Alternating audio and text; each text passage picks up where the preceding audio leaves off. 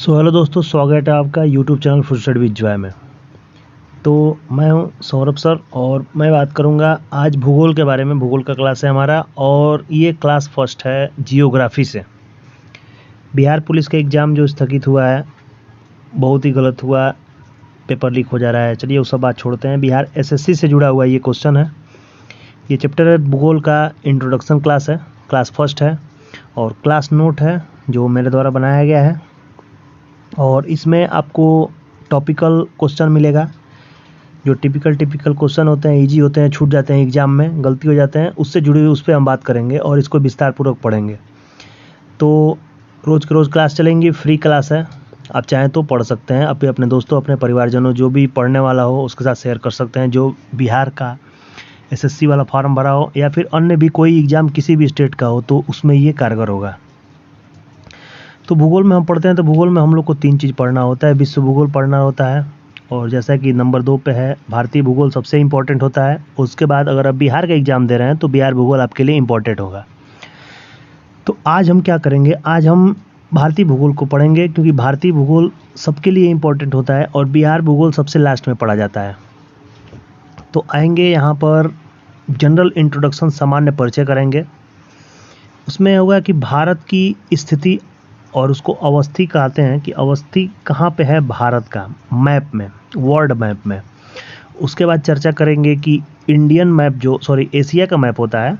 जैसे यहाँ पर आपको दिख रहा होगा एशिया का जो मैप बना हुआ है, यहाँ पर देखिए किनारे एशिया, देखिए ये नॉर्थ अमेरिका है, ये अपना नॉर्थ अमेरिका है, ठीक। इसमें ऊपर जाएंगे, ऊपर के साइड जो यहाँ पर मेरा जो डॉट दिख रहा होगा, डॉट मैं जहाँ पर वाइट डॉट कर रहा हूँ, वहाँ पे कनाडा देश है। कनाडा के नीचे यहाँ पर कहीं ग्रीनलैंड आता है जो डेनमार्क का मतलब द्वीप है वो। और उसके बाद यहाँ पे USA, United state of America आता है और यहाँ पे पनामा नहर है और यहाँ पे और सारे मैक्सिको उसको देश आते हैं। तो ये नॉर्थ अमेरिका है, ये साउथ अमेरिका है। उसके बाद ये अफ्रीका कॉन्टिनेंट है, यहाँ पर नीचे कहीं आता है ऑस्ट्रेलिया और उसके बाद ये है हमारा प्यारा भारत, ठीक। उसके बाद ये एशिया महाद्वीप में भारत आता है। तो उसके बाद हम बात करेंगे कि अवस्थी क्या है। तो यहाँ पर देखिए आपको बताएंगे कि वैश्विक संदर्भ में यानी कि ग्लोब देखा जाए तो ग्लोब आपका ये दिख रहा है, ग्लोब, ये ग्लोब आपको जो दिख रहा है, आप अगर आपके घर ग्लोब होगा तो आप देखिएगा, या फिर कोई भी मैप होगा, वर्ल्ड मैप आप निकालेंगे, वर्ल्ड मैप में आपको कुछ रेखाएं दी रहेंगी। अपने बचपन में भी तैयारी कर रहे हैं तो बचपन में पहले से ही पढ़ा होगा इक्वेटर। तो सबसे पहले तो आप जानिए कि जो ग्लोब में, ग्लोब को उत्तर और दक्षिण 2 भागों में बांटती है लेटी हुई लाइन। जो यहाँ पर लेटी हुई लाइन दिख रहा है, जो सीधा लाइन गया है, जो साउथ अमेरिका और अफ्रीका को काटते हुए जा रहा है। इंडिया ये भारत का मैप है और ऊपर के साइड, इस साइड जब आप आएंगे, जो इस साइड है, इस साइड जो ये जहाँ पे मैं टैप कर रहा हूँ एशिया के ऊपर, तो इस साइड को हम लोग कहेंगे नॉर्थ और इस साइड जो टैप कर रहा हूँ इसको हम कहेंगे साउथ। तो ये नॉर्थ है, ये साउथ है। तो ग्लोब को साउथ और नॉर्थ में, नॉर्थ और साउथ में जो बांटती है बराबर बराबर भागों में, उसको हम कहते हैं, किन किन नामों से जाना जाता है। तो ये है हमारा विषुवत रेखा कहा जाता है उसको कहा जाता है 0 डिग्री अक्षांश इस, और उसके बाद भूमध्य रेखा, सबसे मेन नाम है भूमध्य रेखा और उसको इंग्लिश में इक्वेटर कहते हैं। अब चलिए आपको इसके बारे में, इक्वेटर के बारे में बताते हैं, ठीक। इसको कहते हैं लेटी हुई लाइन। लेटी हुई लाइन यानी कि इसको विषुवत रेखा कहते हैं। विषुवत रेखा कहिए, 0 डिग्री अक्षांश कहिए, इक्वेटर कहिए या फिर भूमध्य रेखा कहिए। तो इसके भारत इसके उत्तर भाग में है। तो इसलिए हो गया कि अगर आपसे कोई भी पूछे एग्जाम में, कुछ पूछे या फिर मौखिक रूप से भी कोई पूछ दे आपसे, या फिर सबको पता होना चाहिए कि भारत की अवस्थी ग्लोब में कहाँ है, उत्तरी गोलार्ध में है कि दक्षिणी गोलार्ध में है। तो ये हमारा जो है, यहाँ पर देखिए ईस्ट साइड को नॉर्थ गोलार्ध यानी कि उत्तरी गोलार्ध करते हैं, इसको दक्षिणी गोलार्ध करते हैं। तो आपको साफ साफ दिख रहा है कि इंडिया यहाँ पे है, देखिए आपका इंडिया बना हुआ है, तो जहाँ पर टैप हो रहा है तो यहाँ पे देखिए, यहाँ पे आपको दिख रहा है साफ साफ कि आपका यहाँ पर इंडिया है, यानी कि उत्तरी गोलार्ध में। आपको पता चल गया। अब उत्तरी गोलार्ध में देखिए, अगर यहाँ पे लाइन बने और यहाँ पे लाइन बने, ऊपर यहाँ पे लाइन बने, यहाँ पे ये भी साइड आपका, यानी कि भारत पूरी तरह से उत्तरी गोलार्ध में है। तो आपको ये चीज़ पता चल गया है कि इक्वेटर के नॉर्थ साइड में है तो उत्तरी गोलार्ध में भारत की अवस्थी है।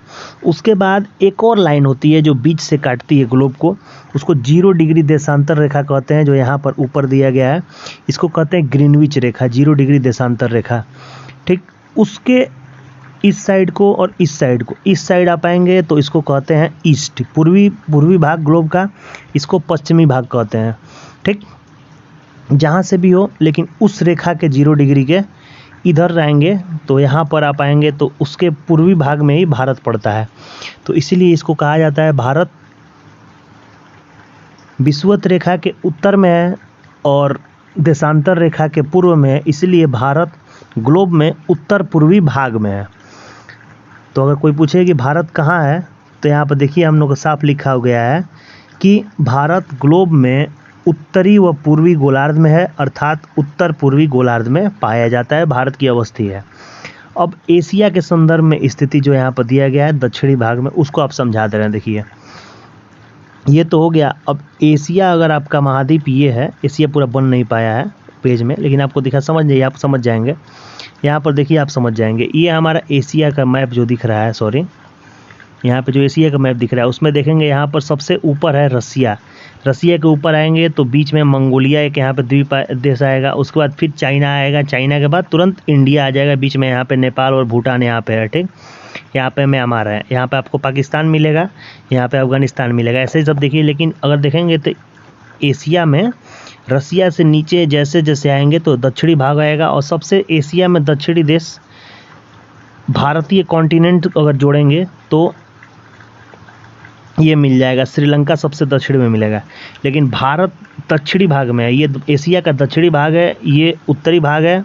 और एकदम साइड इधर आएंगे, इधर की तरफ बढ़ते जाएंगे तो पूर्वी आएगा, और इधर की तरफ आएंगे यहाँ पर एक पर्वत होता है जो यूरोप और एशिया को बांटता है, शायद यूराल पर्वत उसको कहते हैं। तो ये चीज़ें हैं, इन एशिया का सबसे पश्चिमी भाग ये हो जाएगा इस साइड का। तो हम लोग एशिया में भारत की अवस्थी दक्षिण भाग में है, तो ये चीज़ आपको कंफर्म होनी चाहिए। अब यहाँ से इतना पढ़ने के बाद आपको ये पता चला तो तीन चार चीज़ें, 4 क्वेश्चन आपका तैयार हो गया। सबसे देखिए, पहली बात तो एक ग्लोब है, ग्लोब में 2 रेखाएं होती हैं, एक लेटी हुई रेखाएं होती हैं, एक खड़ी हुई रेखाएं होती हैं। देखिए आपका 2 क्वेश्चन तैयार हो गया। दो रेखाएं होती हैं, 2 प्रकार की रेखाएं होती हैं, ठीक। जो उसके बाद आगे हम लोग पढ़ेंगे कर्क रेखा, मकर रेखा, सारे रेखा पढ़ेंगे। एक ही जिससे आपको पता होगा विषुवत रेखा को और किस किस नाम से जाना जाता है, 0 डिग्री अक्षांश, भूमध्य रेखा और इक्वेटर के नाम से जाना जाता है। उसके बाद 0 डिग्री देशांतर रेखाएं होती हैं जो खड़ी रेखाओं को कहते हैं, और भारत की अवस्थी उत्तर पूर्व में है। ये आपका क्वेश्चन एक तैयार हुआ, और एक और क्वेश्चन तैयार हुआ, एशिया के संदर्भ में भारत की अवस्थिति दक्षिण है। अब हम बात करेंगे भारत की अक्षांशीय और देशांतरीय विस्तार।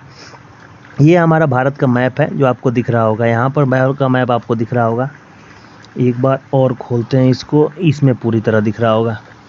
ये हैंड रिटन नोट्स मेरे द्वारा लिखा गया है, अगर मैप थोड़ा गलत बना हो भाई, जल्दी में बनाया गया है, उसमें कोई ठीक नहीं है। मैप उतना बढ़िया मुझे नहीं बनाना आता है। अब आप इसको मैप 1 से 2 रुपये का मिलता है, उसको मैप खरीद कर आप उसमें आप बना सकते हैं और आपको अच्छी तरीक़े से याद रहेगा। यहाँ पर देखिए भारत का अक्षांशीय विस्तार और देशांतरीय विस्तार रखा गया है। तो देशांतरीय विस्तार मैंने आपको बताया था कि देशांतरीय विस्तार जो खड़ा रेखा होता है उसको देशांतरीय विस्तार कहते हैं। देखिए यहाँ पर खड़ी हुई लाइन 2 दिया गया है।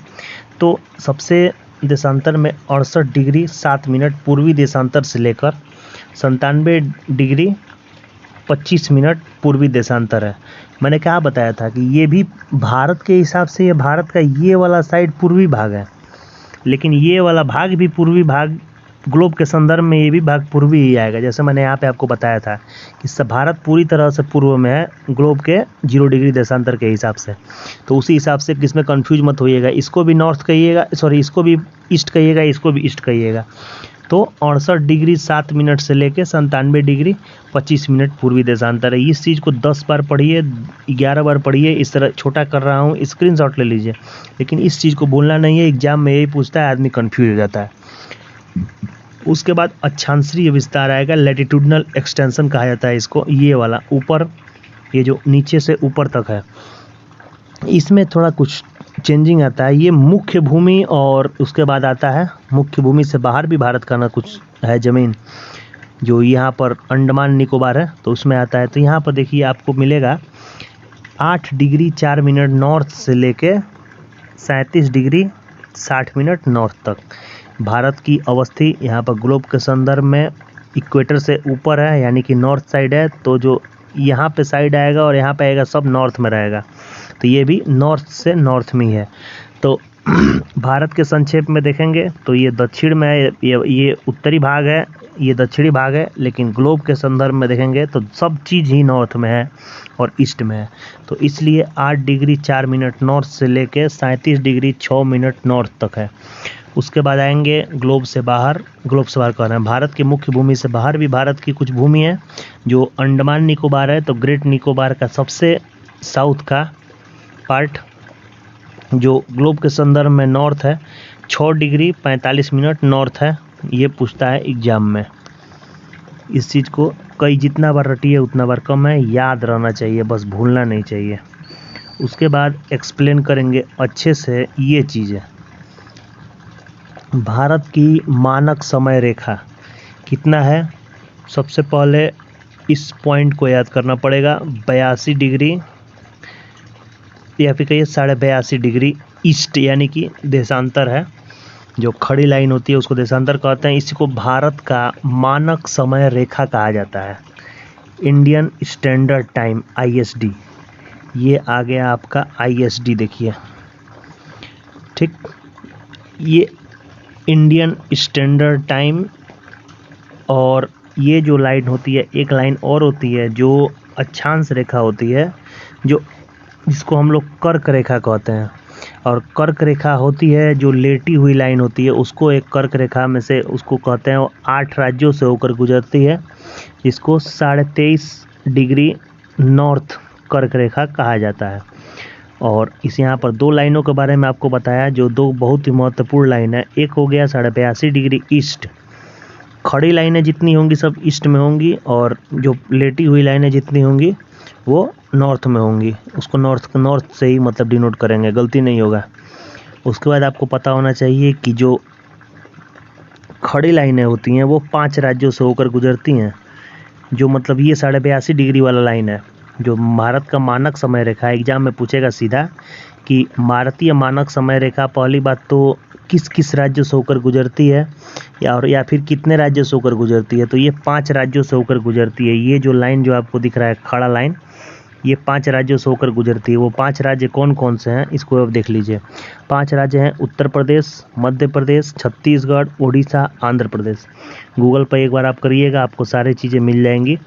और उसके बाद ये कर्क रेखा, भाई एक लाइन इधर से जाएगी एक लाइन इधर जाएगी, तो कहीं ना कहीं तो दोनों काटेंगे। तो सरगुजा छत्तीसगढ़ में ये कर्क रेखा और मकर रेखा दोनों एक दूसरे को काटती हैं, उस पॉइंट को, वो इस पॉइंट को काटती हैं, ठीक। और एग्जाम में ये भी पूछ देता है ना कि किन किन जिलों से होकर गुजरती हैं। जैसे मान लीजिए आपसे अगर पूछ देगा कि बिहार के किस राज्य, बिहार के एग्जाम आप दे रहे हैं, बिहार के किस राज्य से कर्क रेखा गुजरती है, तो जाहिर सी बात है बिहार में कर्क रेखा गुजरती नहीं है। फिर मान लीजिए पूछ देगा कि मानक समय रेखा बिहार किस राज्य से गुजरती है, तो भाई गुजरती नहीं है, कन्फर्म है।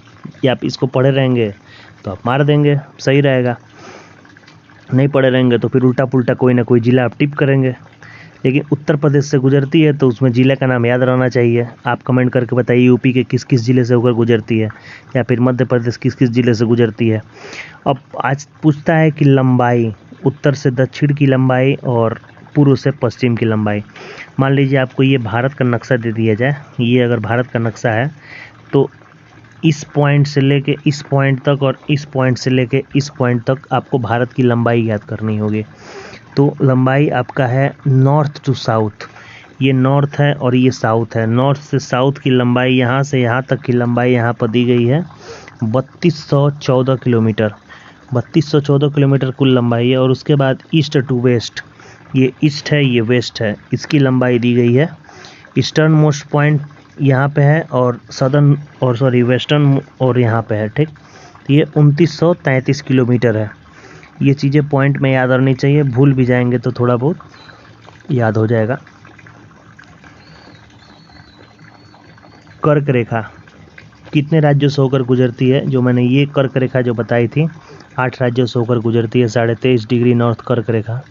ये गुजरात, राजस्थान, मध्य प्रदेश, छत्तीसगढ़, झारखंड, वेस्ट बंगाल, त्रिपुरा और मिजोरम से होकर गुजरती है, जिसका ट्रिक होता है मित्र पर गमछा झार।